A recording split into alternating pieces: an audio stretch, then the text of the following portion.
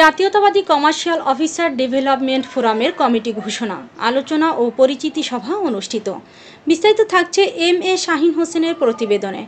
জাতীয়তাবাদী commercial officer development ফোরামের committee ঘোষণা, আলোচনা ও পরিচিতি সভা অনুষ্ঠিত হয়েছে।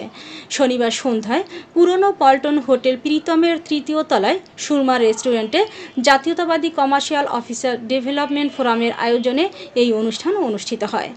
জাতীয়তাবাদী কৃষক দলের কেন্দ্রীয় কমিটির ত্রাণ ও পুনর্বাসন সহ সম্পাদক আক্তারুজ্জামান সজলের সভাপতিত্বে সাধারণ সম্পাদক ফখরুল আলম রিয়াদের সঞ্চালনায় প্রধান অতিথি হিসেবে উপস্থিত ছিলেন বাংলাদেশ জাতীয়তাবাদী কৃষক দলের কেন্দ্রীয় কমিটির যুগ্ম সাধারণ সম্পাদক ব্যারিস্টার ওবায়দুর রহমান টিপু। এ সময় আরও উপস্থিত ছিলেন জাতীয়তাবাদী কমার্শিয়াল অফিসার ডেভেলপমেন্ট ফোরামের নেতাকর্মীরা।